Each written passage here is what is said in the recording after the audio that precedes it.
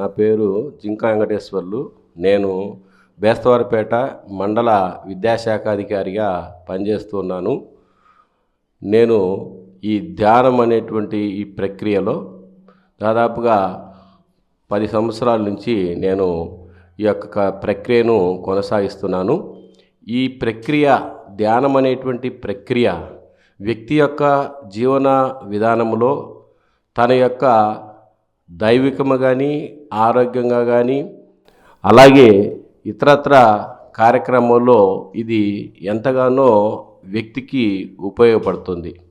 వ్యక్తికి ఉపయోగపడటమే కాకుండా సమాజంలో ఉన్నటువంటి వ్యక్తుల యొక్క ఆరోగ్య విషయాల్లోనూ, అలాగే మరి ఈ ఆరోగ్య విషయాల్లోనూ, అంతేకాకుండా సమాజంలో ఉన్నటువంటి ఇతర ఆరోగ్య విషయాలపై ఈ ధ్యానం అనేది ఉపయోగపడుతుంది. ఈ ధ్యానం యొక్క ఇంకా ఉపయోగము ఏమిటంటే, వ్యక్తి తన యొక్క జీవన విధానంలో ప్రశాంత వాతావరణంలో ఈ ధ్యానం చేయటం వల్ల ప్రశాంతత కలుగుతుంది. ఎప్పుడైతే వ్యక్తి యొక్క ప్రశాంతత కలుగుతుందో అతనికి వ్యక్తిగత ఆనందమే కాకుండా కుటుంబం యొక్క ఆనందము, అలాగే సమాజం యొక్క ఆనందము, ఈ యొక్క ఆనందాలు కలిపి వ్యక్తి జీవన విధానానికి, సమాజ జీవన విధానానికి ఇది ఎంతగానో ఉపయోగపడుతుంది. మనం ఒక పని చేయాలంటే ఎప్పుడైతే ప్రశాంతత ఉంటుందో మనసుకు, ఆ యొక్క పని మన యొక్క జీవితంలో మన అభివృద్ధికి తోడ్పడుతుంది. అలాగే సమాజంలో ఉన్నటువంటి అభివృద్ధికి అది ఉపయోగపడుతుంది. ఇవన్నీ దేంట్లో ఇవి మనకు దోహదపడ్డాయంటే, వ్యక్తి యొక్క ధ్యానం అనేటువంటి ప్రక్రియ ఎప్పుడైతే మనము చేశామో ఆ ధ్యానం అనేటువంటి ప్రక్రియ ఈ ప్రక్రియలన్నిటికీ ఉపయోగపడటము జరుగుతుంది. ఇది ఒక వ్యక్తి కాకుండా, కుటుంబానికి కాకుండా, సమాజానికి కాకుండా, రాష్ట్రం కాకుండా దేశం యొక్క అభివృద్ధిలోనూ ఈ ధ్యాన ప్రక్రియ కనిపించకుండా ఇది ఉపయోగపడుతుంది. ఆ విధంగా మరి రాష్ట్ర ప్రభుత్వం కూడా ఇటీవలే మరి ఢిల్లీలో ఒక ప్రక్రియను చేపట్టింది. ఏంటిదంటే అది ఆనంద వేదిక అనేటువంటి ఒక ప్రోగ్రాము నిర్వహించింది. ఆ ఢిల్లీలో ఎప్పుడైతే అది పాఠశాలలో విద్యార్థులకు ధ్యానం అనేటువంటి ప్రక్రియ ఉదయము పాఠశాలలు ప్రారంభించే ఒక అర్ధగంట సమయం కేటాయిస్తే ఆ సమయం అంతా ఆ రోజంతా పిల్లలకు ఎంతగానో ఉపయోగపడుతున్నటువంటి ఉద్దేశంతో ఢిల్లీలో పాఠశాల ప్రవేశపెట్టడం జరిగింది. అలాగే మరి ఆంధ్రప్రదేశ్ ప్రభుత్వం కూడా ఈ యొక్క ఆనంద వేదిక అనేటువంటి ఒక దాన్ని ప్రారంభించి పాఠశాలలో అసెంబ్లీలో మాకు ఈ యొక్క ధ్యాన ప్రక్రియను గురించి విద్యార్థులకు వివరించడం జరిగింది. ఎందుకంటే అది విద్యార్థులకు ఆ ధ్యాన ప్రక్రియ అనేటువంటిది ఎప్పుడైతే ప్రారంభించారో విద్యార్థి యొక్క మనసు ఆరోగ్యమే కాకుండా మనసుకు ఒకే చోట మనసు కేంద్రీకరించి ప్రశాంత వాతావరణంలో ఉంటుంది. అది చదువుకు ఆ యొక్క విద్యార్థి చదువు కూడా అది అభివృద్ధి పడుతుంది. అంతేకాకుండా విద్యార్థులు తాము ధ్యానను ప్రక్రియను చేపట్టినప్పుడు ఆ విద్యార్థులు వారి యొక్క తల్లిదండ్రులను కూడా ప్రభావితం చేసేటటువంటి అంశం ఇది ఉపయోగపడుతుంది. అందుచేత ఈ ధ్యాన ప్రక్రియ ఎప్పుడైతే ఈ ధ్యాన ప్రక్రియ వ్యక్తికి ఆ విధంగా తోడ్పడుతుంది, ఇది ఆరోగ్యపరంగా మంచిది, ప్రశాంత వాతావరణకు మంచిది, సమాజానికి ఉపయోగపడుతుంది. ఇవన్నీ కలగలుచుకొని ఈ ధ్యాన ప్రక్రియ నేను దాదాపుగా వ్యక్తిగతంగా 10 సంవత్సరాల నుంచి ఈ ప్రక్రియను చేపడుతున్నాను. నేను చేపట్టడం కాకుండా మా మండలం ఉన్నటువంటి పాఠశాల విద్యార్థులకు, మా మండలం ఉన్నటువంటి నేను ఎక్కడైతే సమాజంలో ఈ యొక్క సమావేశాలు నిర్వహిస్తామో ఆ సమావేశంలో ఈ ధ్యాన ప్రక్రియ గురించి అక్కడున్నటువంటి సమావేశానికి వచ్చినటువంటి వ్యక్తులకు కూడా నేను చెప్పడం జరుగుతుంది. ఆ యొక్క ప్రభావము, మరి ధ్యాన ప్రక్రియ అనేటువంటి ప్రభావము వ్యక్తులపై ఎంతగానో ఉపయోగపడుతుంది.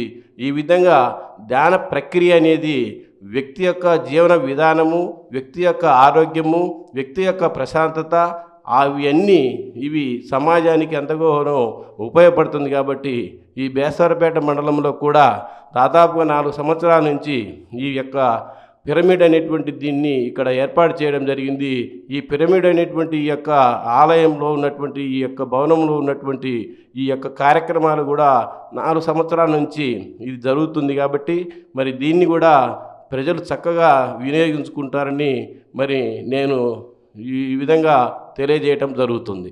మరి మెడిటేషన్లోకి నేను వచ్చిన తర్వాత నాకు ప్రశాంతమైనటువంటి వాతావరణము, ఆరోగ్యరీత్యా మంచిగా ఉంటుంది. అంతేకాకుండా ఈ మెడిటేషన్ వల్ల ఎలాంటి జటిలమైనటువంటి సమస్యను కూడా నేను పరిష్కరించగలుగుతున్నాను. ఎందుకంటే నా యొక్క స్వీయ అనుభవంలో నేను ప్రస్తుతము మండల విద్యాశాఖ బేస్తవారపేట రెగ్యులర్గా ఉంటూ, అలాగే ఖమ్మం మండలంలో ఇన్ఛార్జి ఎంఈఓగా ఉన్నాను. అలాగే రాచర్ల మండలంలో కూడా ప్రజెంటు విద్యాశాఖ అధికారి పనిచేస్తున్నాను. ఎందుకంటే 3 మండలాల్లో నేను విద్యాశాఖ అధికారి పనిచేస్తున్నా. ఎంతటి సమస్య అయినా ధ్యాన ప్రక్రియ చేపట్టడం వల్ల మరి ఎంతటి సమస్య అయినా దాన్ని పరిష్కరించగలుగుతున్నాను. అన్నిటికీ కారణం ఏమిటంటే ధ్యానము చేయటం వల్ల మనసు ప్రశాంతంగా ఉండటం వల్ల, ఆరోగ్యంగా ఉండటం వల్ల ఈ అన్ని సమస్యలు ధ్యాన ప్రక్రియ ద్వారానే నాకు జరుగుతుందని మరి నేను భావిస్తున్నాను. మాంసాహారము మరి తిన్న సందర్భాల్లో కొన్ని సందర్భాల్లో దృఢత్వము, వ్యక్తి క్రోధము అనేటువంటిది అది మనిషికి ఏర్పడుతుంది. అయితే మాంసాహారం మానుకొని శాకాహారంగా మరి ఉన్నప్పుడు సందర్భాల్లో మరి క్రోధము, అలాగే కోపము, అలాగే రిస్కు అనేటువంటిది అవి తొలగిపోవటము జరుగుతుందని నా స్వీయ పరిశీలనలో ఇది నాకు అర్థమవుతుందని నేను అనుకుంటున్నాను. మరి ధ్యాన ప్రక్రియ అనేబడేటువంటి ఈ విధానము మరి మేము నెలకు 2 సార్లు మండలంలో ఉన్నటువంటి దాదాపుగా 250 మంది ఉపాధ్యాయులకు సమావేశాలు జరుగుతున్న సందర్భంలో మరి ధ్యాన ప్రక్రియ గురించి వారికి నేను వివరించడం జరిగింది. ఆ విధంగా వివరించడం వల్ల వారు ఉపాధ్యాయులు వారు ధ్యానము చేయటము, అలాగే వారి ఆనందము అనుభూతిని పొందటము, ప్రశాంతత పొందటము. ఎప్పుడైతే మీరు ఆ విధంగా ధ్యాన ప్రక్రియలో చేపట్టి ప్రశాంతత పొందారో, మీరు కూడా మీ పాఠశాలలో విద్యార్థులకు ఈ విధానాన్ని, ధ్యాన ప్రక్రియ అనేటువంటి విధానాన్ని అవలంబించి మరి వారికి ఈ విధంగా కొన్ని సూచనలు చేసినట్లయితే ఆ విద్యార్థులు వారి యొక్క జీవన విధానంలో, జీవన శైలిలో మార్పులు వస్తాయి. ఆ మార్పులు వారితే కాకుండా వారు ఇంటి దగ్గర ఉన్నటువంటి తల్లిదండ్రులకు కూడా ధ్యానము చేయటం వల్ల ఈ విధమైనటువంటి ఆనందము, ప్రశాంతత, ఆరోగ్యం అనేటువంటిది మీకు లభిస్తుందని తల్లిదండ్రులు కూడా వారికి తెలియజేసేటువంటి వారు తెలియజేసేటువంటి విధానములో మరి ఆ ప్రభావము కూడా మరి తల్లిదండ్రుల మీద పడుతుంది. కాబట్టి మరి దీన్ని మీరు మీ పాఠశాలలో ఉన్నటువంటి ఆ చదివే విద్యార్థులకు తెలియజేయవలసిందిగా నేను కొన్ని సమావేశాల సందర్భాల్లో మరి ఉపాధ్యాయులకు తెలియజేయడం జరిగింది. ఇది మంచి ప్రక్రియ. ప్రభుత్వం కూడా దీన్ని ఆల్రెడీ గత సంవత్సరం నుంచి ఇది ప్రభుత్వం కూడా ప్రవేశపెట్టడం జరిగింది. ఆంధ్రప్రదేశ్లో ఉన్నటువంటి రాష్ట్రంలో ఉన్నటువంటి అన్ని యాజమాన్య పాఠశాలలో దీన్ని ప్రవేశపెట్టడం జరిగింది. ఆ విధంగా సంవత్సరం నుంచి పిల్లలకు కూడా ఆ యొక్క ధ్యానం చేయటం వల్ల చాలా రకాలుగా ఆనందము, ప్రశాంతత వాతావరణము అనేది ఏర్పడటము జరుగుతుందని నా పరిశీలనలో నేను గమనించడం జరిగింది. ఈ మెడిటేషన్ వల్ల మరి నా పరిశీలనలో నేను స్వయంగా తెలుసుకున్న విషయాలను మా కుటుంబంలో సభ్యులకు ఈ ప్రక్రియ తెలియజేయటం, మా బజార్లో ఉన్నటువంటి అంటే మా వీధిలో ఉన్నటువంటి కొంతమందిని ఈ ప్రక్రియ విధానంలో వ్యక్తికి ప్రశాంత వాతావరణం అనేది ఇది ఉపయోగపడుతుంది. ప్రశాంత వాతావరణమే కాదు, వ్యక్తులకు మీకు ఆరోగ్యంగా ఉపయుక్తంగా ఉంటుందని, మా బజార్లే కాకుండా నేను ఎక్కడైనా పబ్లిక్ సమావేశాలు జరిగిన సందర్భంలో కూడా ఈ యొక్క మెడిటేషన్ వల్ల వ్యక్తికి మంచి ఉపయోగకరాలు ఉన్నాయని మరి నేను వారికి కూడా చెప్పిన సందర్భాలు చాలా ఉన్నాయి. మరి తర్వాత కూడా నా సర్వీసులో కూడా ఈ యొక్క ధ్యాన ప్రక్రియను ఖచ్చితంగా ఇది అమలయ్యేటట్లు వారి యొక్క మంచి ఆరోగ్యానికి చేకూర్చే విధంగా అది ఉపయోగపడతాయని నేను చాలా సందర్భాల్లో వారికి కూడా తెలియజేయడం జరుగుతుంది. మరి ఈ ధ్యాన ప్రక్రియలో నేను పాలు పంచుకున్నటువంటి సందర్భంలో మరి నాకు నా యొక్క సెల్ ఫోన్ కూడా మరి ఈ ధ్యాన ప్రక్రియను గురించి పత్రిజీ వారి యొక్క సందేశాలు, ప్రశ్నలకు సమాధానాలు ప్రతిరోజు మరి ఉదయము మార్నింగే నేను ఆ వాట్సాప్లో గమనించడం, ఆ పత్రిజీ చేసినటువంటి సూచనలు సలహాలను కూడా మరి ఈ విధంగా ఉండాలి అనేటువంటి విషయాలను కొత్తగా ఇక్కడికి వచ్చినటువంటి వారికి నేను ఆయన సందేశాలను, ఆయన యొక్క ప్రబోధాలను, ఆయన యొక్క ప్రశ్నలకు సమాధానాలను ఇవన్నీ ఇక్కడికి వచ్చినటువంటి వారికి నేను వివరించడం జరిగింది. ఆ వివరించటం వల్ల వారు కూడా మనసుకు ఆనందము పొందడమే కాకుండా ఆరోగ్యంగా మేము కూడా ఉంటామనేటువంటి భావన వాళ్ళకి కలగజేయడం జరిగింది. మరి పత్రిజీ చేసినటువంటి మరి పత్రికా ప్రకటన అయితేనేమి, వాట్సాప్ గ్రూపులో ఉన్నటువంటి మంచి సూక్తులు అయితేనేమి, ఇవన్నీ మనము పాటించినట్లయితే మనము, మన కుటుంబము, మన సమాజము బాగా ఆరోగ్యంగా, ఆనందంగా, ప్రశాంతంగా వ్యక్తి జీవన విధానంలో మనము బాగుంటామనేటువంటి విషయాలను ఇక్కడికి వచ్చినటువంటి కొత్త వారికి నేను చెప్పడము జరిగింది.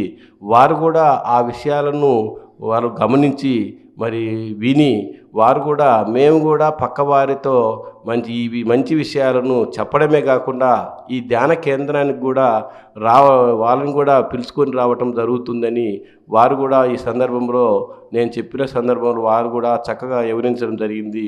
ఆ విధంగా మన పత్రిజీ స్వామి చెప్పినట్లు మనం ఖచ్చితంగా సూచనలు సలహాలు పాటించినట్లయితే మన ప్రశాంత వాతావరణంలో సమాజము ఉంటుంది, ఆరోగ్యంగా ఉంటాము అనేటువంటి విషయాలను మరి కొత్త వారికి కూడా నేను చెప్పడము జరిగింది.